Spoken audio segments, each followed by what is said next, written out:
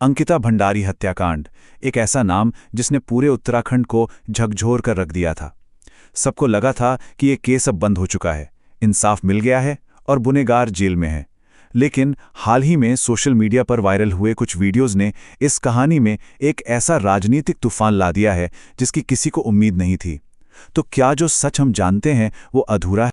यही सबसे बड़ा सवाल है ना, कि जब दोषी सलाखों के पीछे हैं, सजा काट रहे हैं, तो फिर ये सारा राजनीतिक हंगामा क्यों बरपा है? इसी सवाल ने आज उत्तराखंड की सियासत में हलचल मचा दी है।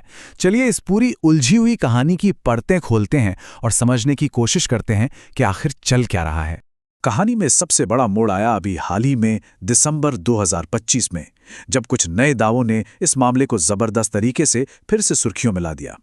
ऐसा लगा मानो न्याय की किताब का एक पन्ना जिसे बंद कर दिया गया था वो फिर से खुल गया हो। तो हुआ क्या है? देखिए, पिछले कुछ ही हफ्तों में इस केस से जुड़ी 2 नई एफआईआर दर्ज हुई हैं। सोशल मीडिया पर कुछ ऐसे वीडियो वायरल हो रहे हैं जिनमें बहुत विस्फोटक दावे किए जा रहे हैं और सीधे सीधे बड़े नामों पर उंगली उठाई जा रही है। इसका नतीजा, नेताओं के बीच आरोप प्रत्यारोप का एक नया दौर शुरू हो गया है। और सबसे हैरानी की बात यह है कि पुलिस अब जनता से नए सबूत मांग रही है। लेकिन ये जो आज का राजनीतिक बवंडर है ना, इसकी जड़ें समझने के लिए हमें थोड़ा पीछे जाना होगा, साल 2022 में, उस मूल अपराध तक जहां से ये पूरी कहानी शुरू हुई थी। तो चलिए देखते हैं कि ये सब शुरू कहां से हुआ।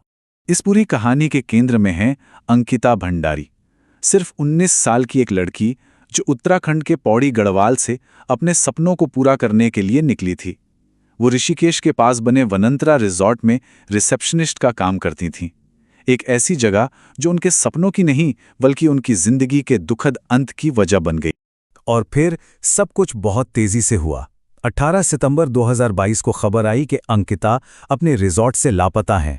ठीक 6 दिन बाद 24 सितंबर को उनकी बॉडी ऋषिकेश के पास चिल्ला नहर से मिली और उसी दिन पुलिस ने 3 लोगों को गिरफ्तार किया जिन्होंने हत्या की बात कबूल कर ली।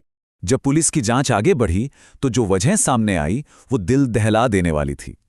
आरोप ये था कि अंकिता पर रिजॉर्ट में आने वाले कुछ मेहमानों को स्पेशल सर्विसेज यानी कि यौन सेवाएं देने के लिए जबरदस्त दबाव बनाया जा रहा था, और जब उस लड़की ने इस घिनौने काम को करने से साफ इनकार कर दिया तो उसकी हत्या कर दी गई।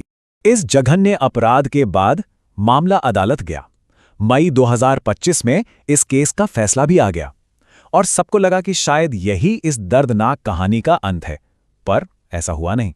कटघरे में 3 लोग खड़े थे, रिजॉर्ट का manager Saurabh Bhaskar, assistant manager Ankit Gupta और इस केस का मुख्य आरोपी रिजॉर्ट का मालिक पुलकित आर्या। और यहीं से इस केस ने एक राजनीतिक रंग लेना शुरू कर दिया था, क्योंकि पुलकित एक पूर्व बीजेपी नेता का बेटा है। एक लंबे ट्रायल के बाद कोर्ट का फैसला आया और फैसला बिल्कुल साफ था। तीनों के तीनों आरोपी हत्या के दोषी पाए गए और सजा, तीनों को उम्र कैद की सजा दी गई। उस वक्त लगा कि चलो देर से ही सही, पर अंकिता को इंसाफ मिल गया। लेकिन कहानी में एक और पहलू था।